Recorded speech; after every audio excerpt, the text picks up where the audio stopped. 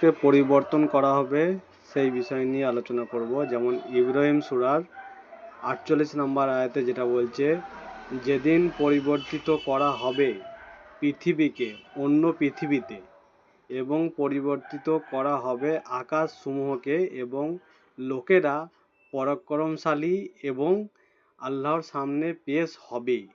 তাহলে কি বলছে? পৃথিবীকে অন্য পৃথিবীতে পরিবর্তিত করা হবে। এবং 51তে কি বলছে? যে যাতে আল্লাহ প্রত্যেককে তার কৃতকর্মের প্রতিদান দেন। নিশ্চয় আল্লাহ দ্রুত হিসাব গ্রহণকারী। 52তে কি বলছে? এটাই মানুষের একটি সংবাদনামা, এবং যাতে এর দ্বারা ভীতি হয়, এবং যাতে জেনে নেবে যে উপাস্য তিনিই এক, এবং যাতে বুদ্ধিমানরা চিন্তা ভাবনা করে। তাহলে কি বলছে? পৃথিবীকে অন্য পৃথিবীতে পরিবর্তিত করা হবে। মতলব কি? যে মানুষ হচ্ছে এই বিশ্বব্রহ্মাণ্ড, অর্থাৎ এই পৃথিবীতে যত কিছু উপাদান আছে সমস্ত উপাদান দিয়ে একটা মানুষকে সৃষ্টি করেছে। তাহলে ওটা হচ্ছে বৃহত্তম পৃথিবী, যেটা বিশ্বব্রহ্মাণ্ড। আর সেই উপাদান দিয়ে যে মানুষকে সৃষ্টি করেছে, সেই মানুষের মধ্যে পৃথিবী যত কিছু আছে, সেই মানুষের মধ্যে তত কিছুই আছে। তাহলে সেই ক্ষুদ্রতম পৃথিবীটা শেষ হবে, সেই পৃথিবীটাকে পরিবর্তিত করা হবে অন্য পৃথিবীতে, অর্থাৎ অন্য বডিতে পরিবর্তন করা হবে, এটাই।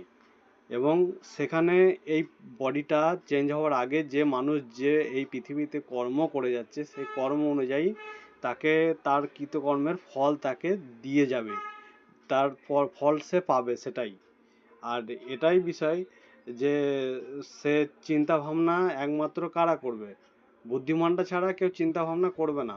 এখানে বলছে যে কোরআন হচ্ছে সমস্ত মানব মণ্ডলীর জন্যে, কিন্তু এই কোরআনে পরিষ্কার বলে দিচ্ছে যারা চিন্তা ভাবনা করে স্রেফ তাদের জন্যই, যারা বোঝ শক্তিমান, যারা বোঝ রাখে, বোঝার ক্ষমতাটা রাখে বলতে কি, তাকে অর্জন করতে হবে, তো বোঝার জন্যে তাকে চেষ্টা করতে হবে। যেমন আমাদের অর্থে না থাকলে পকেটে, আমরা সেটাকে অর্থে ইনকাম করার জন্য ছুটে বেড়াচ্ছি দেশে বিদেশে, নানা জায়গায়, যে জায়গায় পয়সা পাওয়ার জায়গায় চেষ্টা হচ্ছে, সেই জায়গায় আমরা চলে যাচ্ছি। সেরকম আমাদের নিজেকে পরকালে নিজেকে খুঁজে পাওয়ার জন্যে আমাদের কিন্তু সেই রকম ভাবেই চেষ্টা করতে হবে।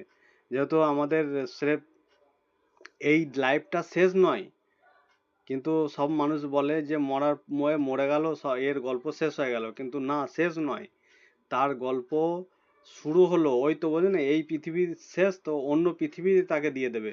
তাহলে তাকে সেই পৃথিবীটা এবার তার ভালো না খারাপ সেটা দেখতে হবে। তো সে মানে মৃত্যুর পরে, অর্থাৎ পৃথিবী চেঞ্জ করার পরে সেই পৃথিবীটা মানুষ রূপে আসবে না জন্তু রূপে আসবে, না কোন, সেটা তো জানতে হবে মেন। তা সেটা ভালো না, পরকালে নিজেকে খুঁজে পাওয়াটা সব থেকে ভালো, এটাই হচ্ছে মেন বিষয়। এটা খুব বোঝার বিষয়। তবে আমি আজকে এতটুকুই বলছি, পরে এর থেকেও পরিষ্কার করে বলে দেবো।